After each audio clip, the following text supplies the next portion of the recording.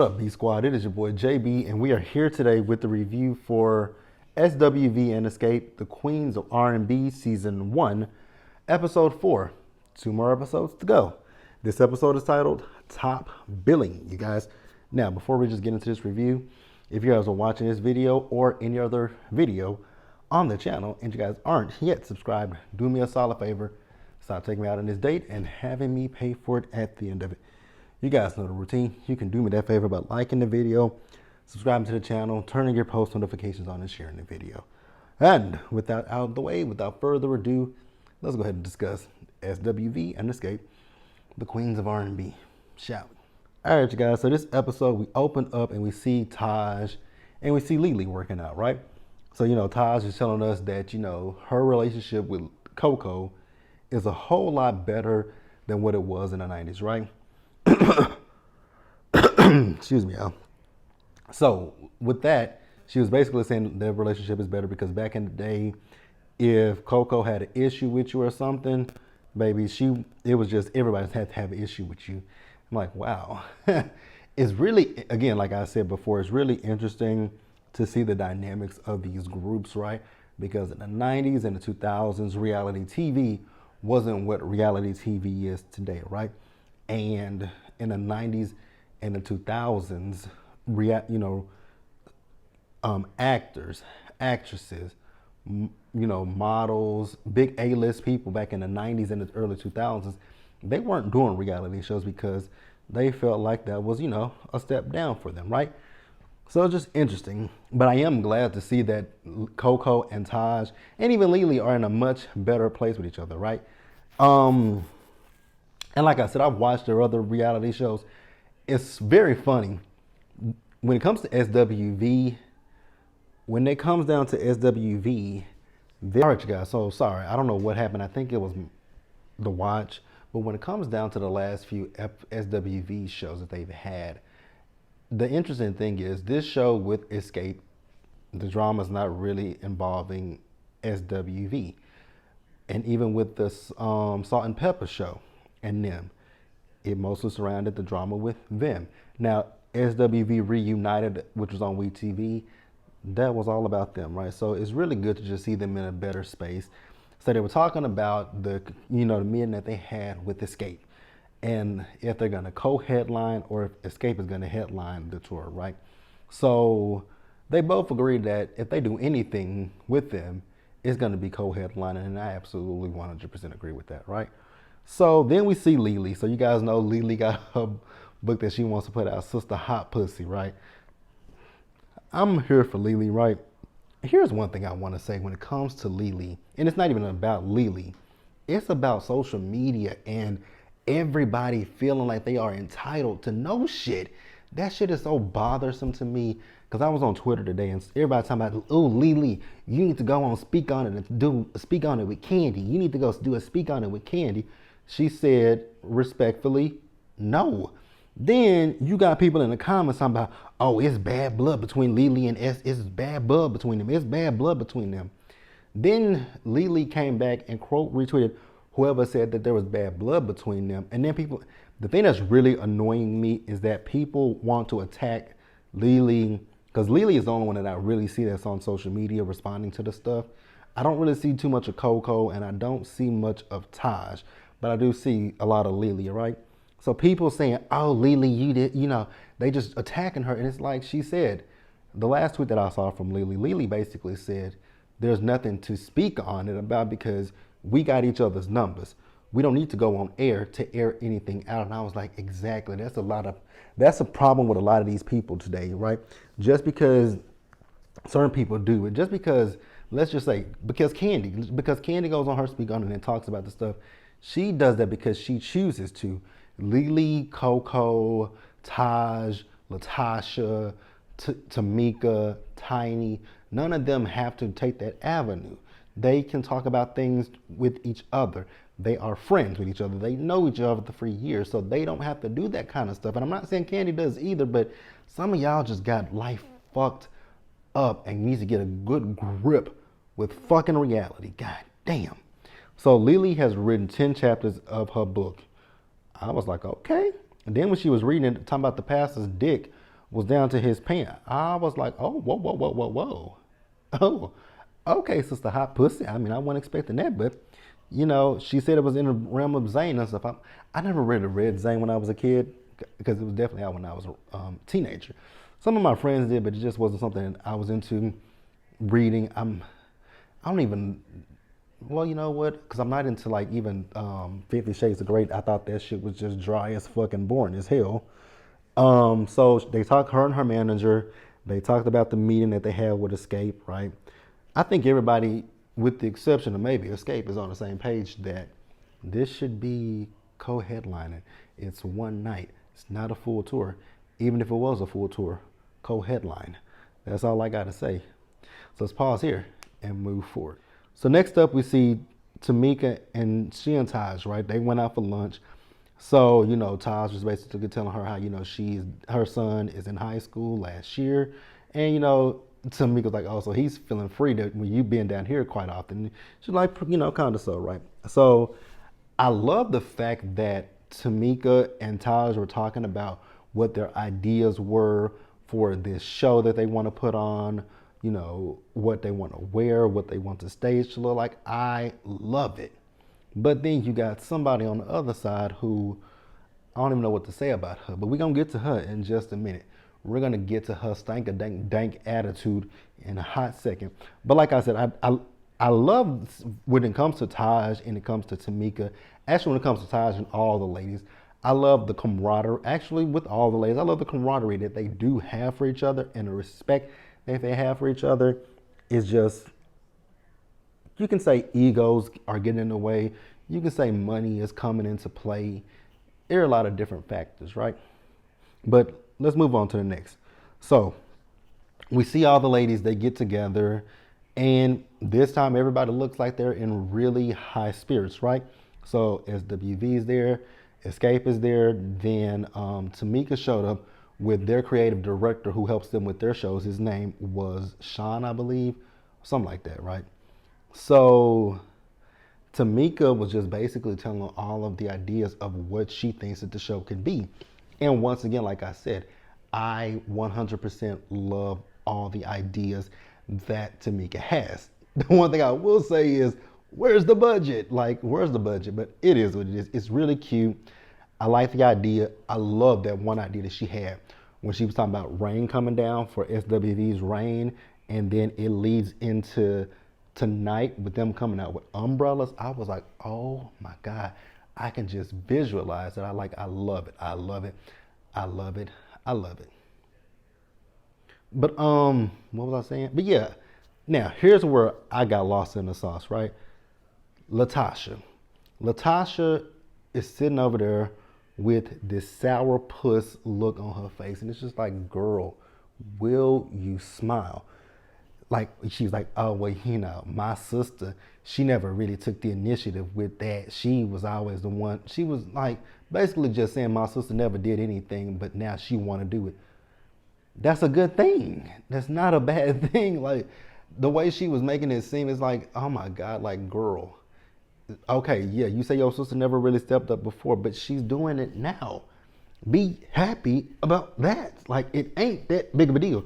If you gave a damn, you would have been in it on it with your sister. But obviously, you don't give a damn because obviously your priorities are somewhere else. And we're going to talk about her priorities in just a little bit because I have a lot of things to say about her priorities. And I've already talked about this stuff. It was in Hot Topics. But her priorities are just fucked up. Her priorities are skewed. But I will say something there's something that I do want to mention. So they were asking, so SWV asked them, so have y'all they all agreed that they're going to do this show together, right? So the ladies of SWV, I think it was Coco, who was like, so what is it? So are we going to, co-headline, or what's going to be the deal? So you see Tiny, you see Tamika, and you see Candy. They just sitting around looking, right? And Latasha just decided to take it upon herself and say, we co-headline them. Now, I know Candy says that Latasha spoke for them. And see, here's the thing that I do think I have a little bit of an issue with, right? Because when Candy spoke up last week, I believe she was speaking. I know she was speaking up on behalf of all the other women, right? But my thing is, I wouldn't even spoke up for them. I would have let, if somebody else wanted to say something, I would have let them chime in and be like, how are we going to split this up? Are we going to do co-headlining or are we going to headline, right? But then for Latasha to come in and it's almost as if she's a savior saying, oh, I fixed it. You know, me and my group, we talked and we're going to go on a co-headline with you ladies, right? It does bold to be a slap in the face to the girls, right? So I got where Candy was coming from. Is it that big of a deal? Not necessarily, right? Again, you guys do not have to tell me anything that Candy said. Don't speak on it because I don't care. I really don't care, you guys. And there's no shade, no slight to Candy, right? But I don't care what she says. Don't speak on it. But I do understand. I do understand the aspect of they have their rates and promoters will probably say, oh, well, you guys did this show with SWV and you guys accepted a lower rate. So they would then expect them to do that, right? But that's also part of business where you negotiate, right? Negotiations, that's business. That's what business is. Negotiations. People are going to want to try to lowball you and you go up, right? You get them to where you want them at and where, you know, you get them to a happy medium. So I get what she's saying, but I still feel the same way that I felt last week. And it is what it is. I really couldn't be bothered to care, right? But they decide that it's going to co-headline with each other, right? I just still feel a way about Latasha, feeling a way about Tamika having any, you know, talking to the creative director. Ma'am, when they asked you what were your thoughts and ideas, you ain't even thought that far. So what the hell? Like, we'll talk about Tasha in just a minute. We're going to talk about Tasha because I'm probably going to go a little long when it comes to Tasha. But I kind of touched on it last week, but we'll definitely touch on it again this week. But let's pause here and move forward. So the next thing we have is Coco, Candy, Tasha, and Coco's son in the studio, right? So Candy has basically put down all of Xscape songs and all of SWV songs that they know that they perform, right? So you got Weak, Rain, So Into You, and then you got Just Kicking. Yeah, you know, you got they hits, right? So Candy asked Coco, like, what do y'all typically start out with? And I think she said Weak, right? So then she was like, what about y'all? And so Candy was talking about what they're listening. She was like, you know, there's a song that we perform that you're not necessarily the biggest fan of. And she told Tasha what it was. And once again, Tasha got this stank ass look on her face. Now, mind you, when she came into the studio, she was upbeat. Now, Candy, whose studio? First of all, I want to ask the question, whose studio was that y'all was in, right? Because I'm someone who just notices details to things, right? That chair that Candy was sitting in, that chair needs to be thrown out because that leather had been peeled. That leather was peeling off of that chair. Throw it in the trash and get another one. That's all I got to say. But Tasha just had a stank attitude on her face. And it's just like, ma'am, if you don't want to participate, go home. Like, I hate it when, that is the big, a pet peeve for me is for someone to show up somewhere and we want your input and you just sit there like this. You got any ideas? Not really. So, and I'd be like, what the fuck did you come for? Like, that would be my question. What the fuck did you come for? And I would, if I was Candy, I definitely would have asked, like, girl, what did you come for? Like, you wasted my time. If you're not going to have any input, if you haven't thought that far, talking about you got a lot going on, of course you got a lot going on. You got that solo there that you're trying to work out. And like I said, I'm holding off on it, but we're going to definitely get into that solo deal in just a little bit, right? So next up we see Candy. So Candy met up with Don Juan. I kind of felt a little way about this scene with Don Juan because, granted, Don Juan spoke nothing but facts to Candy. But it felt, the way he was talking to Candy, it just came off as if he was heavily invested in it, right? And I think that is usually what my issue is when it comes to Candy and her clique, that they get so heavily involved in anything that people say about Candy, and it's like they take it to heart as if they said it about them. That be my issue with the Candy Coated Click, right? But Don Juan spoke nothing but facts when Candy was telling her how it's kind of like pulling teeth with Latasha, right? And Don Juan spoke some, like I said, Don Juan spoke facts. He definitely spoke facts, especially when it comes to the gospel world. That is not a like Latasha. You're going from secular music to gospel. They don't easily accept you. Like it's hard as hell to get into that world. So I mean, good luck to you, Latasha. I don't think it's gonna be, fruitful. I don't think God is gonna bless that mess. I just don't see it, right? That's my personal opinion. You guys might agree or disagree, right? So he also told Candy, stop making someone a priority who makes you an option. I was like, hey man, praise the Lord. Say that shit again, right? Say that again. So we're gonna pause here and we're gonna move forward and wrap up the episode, you guys. So we see Coco, we see Taj, and Coco's son. So they went down to Rashida's press store. I was like, yeah, I went to Rashida's store. No shade to Rashida, but Rashida? Rashida. My name is Rashida, and I rap like Shawty Love. I will never forget when K. Michelle said that about her. She rapped like Shawty Love. So they impressed. And once again, Coco was talking about the fact that her son, doesn't want to go back to dental school. And I love the fact that Taj was like, Megan Thee Stallion did it, but he said he's not Megan Thee Stallion. And that is true, right? But I get where I get where Taj is coming from, especially Taj. Han Lily, when they disbanded, they didn't have shit, right? So they had to go do other jobs. Taj said she had to go take a job where she made $9 an hour. Now back in the 90s, $9 an hour probably would have got you, it wouldn't have got you that far, but it would have helped you, right? $9 an hour is better than what $9 an hour is today. Because, things in the 90s were so dirt cheap, basically, right? But I got what she was saying. Like, she wishes she had something to fall back on. And I think that's really where I'm coming from when it comes to Coco's son, right? He has an amazing, beautiful voice, right? He can sing the house down. But we all know that the music industry is very, very fickle. Like Coco said in the previous episode, they can love you today, hate you tomorrow. Look at Jonathan Majors right now. They've loved Jonathan Majors, but today they hate the hell out of him, right? But it's something that he did. So that's just what so I get where it's saying. You could be up here you could be up here and then down here the next day, right? MC Hammer had a big ass hit in the 90s. What happened after that hit went away? He was broke. So I get what they're saying. Definitely have a side hustle. Like you can still do your music and you can go out there and fix people's teeth. You can actually make more money with the teeth than you will the music, right? Let's just keep it real, because people gonna need their teeth fixed every day. People gonna need teeth cleaning every day. People gonna need something done with their mouth every day. That music stuff, you can have a hit today, nothing tomorrow.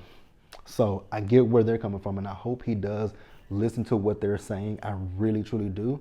I really do. I really, really do. But I fucks with it, right? So the next scene in the episode is Xscape is performing. Well, they're actually rehearsing for a performance that they have, and it's Candy, Tamika, Tiny. No Latasha. Where's Latasha? Latasha's at home with Rocky signing his contract. Once again, I wish Latasha nothing but the best with this gospel career, right? Y'all, her album comes out on Good Friday. Y'all go get it. He won't be getting it, right? The thing for me with Latasha is burning bridges that she shouldn't be burning, right?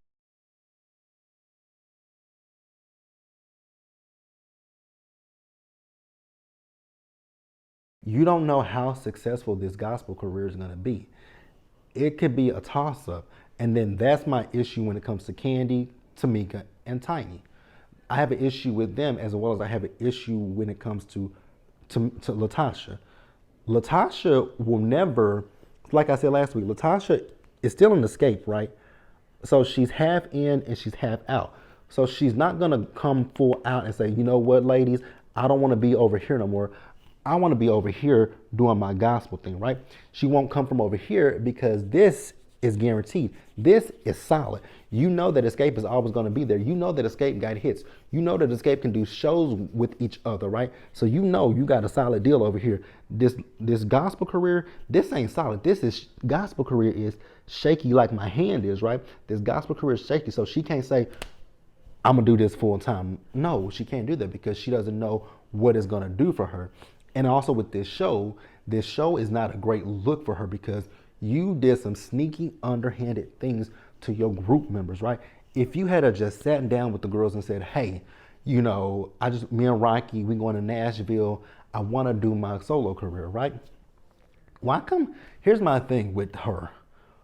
Why didn't she do like what Destiny's Child did? Destiny's Child did it the best way I've ever saw a group do solo. Destiny's Child had the best way to do solo. Remember, Destiny's Child had the album Survivor. That album came out a few years, and then remember, after Survivor, they put out some singles from that album.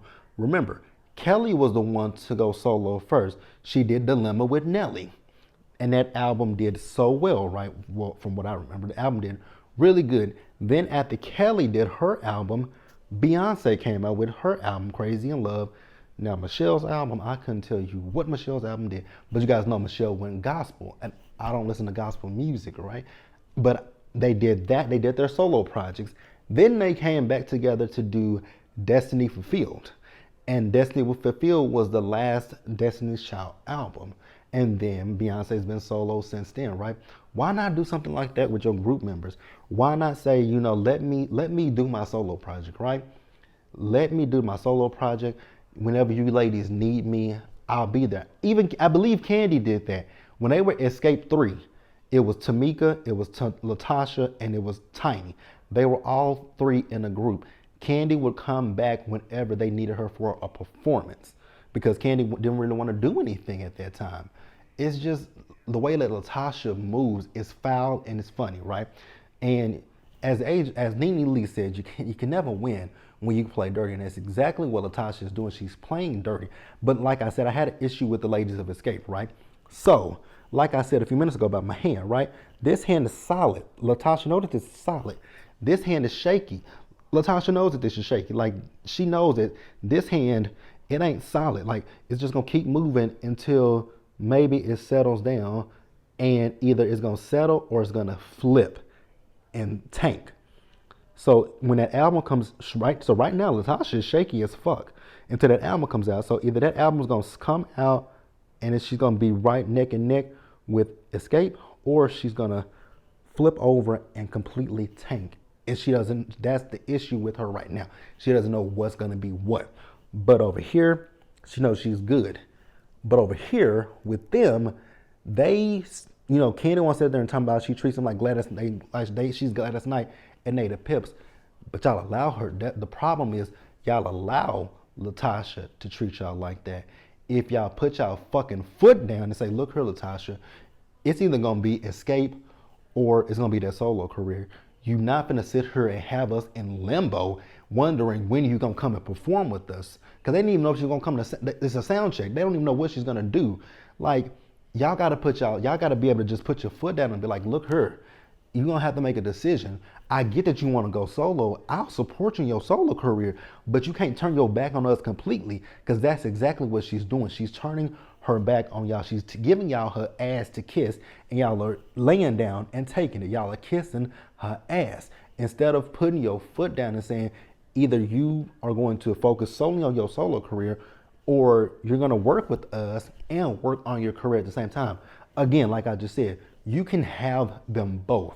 It's nothing wrong with having both of them, right? It's nothing wrong with wanting to have a solid thing and then you try to do your shaky thing on the side, right? It's nothing wrong with that. It's the way she's rocking and rolling and moving. It's foul, it's funky, it's janked up, it's janky, and it's fucked up. But like I said, Tamika, Tiny, and Candy, y'all are letting her run all over y'all. That's what y'all are doing. Like I said, put your foot down. Tell her you can do your solo career. We don't want to keep you from that. If that is what your heart really is, you go do it. Let us be over here by ourselves. Or if you want to participate with us, let us know when you actually don't even do that. Don't even let her tell y'all when she has the time. Y'all tell her when we meeting, either you come or you don't. Either one, either way it go. We gonna move on without you. You can't, like, no. Y'all are, like I said, letting Latasha run the fuck over y'all. Grow some balls, get a spine, do something. Like, just put your fucking foot down. That's all I gotta say. Let me know what you guys thought about this episode in the comment section below. Subscribe to the channel, you guys. Turn your post notifications on, share the video, and until the next time, stay safe out there. Take care of yourselves. Wash your hands, you guys. Be blessed, and I'll see you guys in the next one. Bye, guys.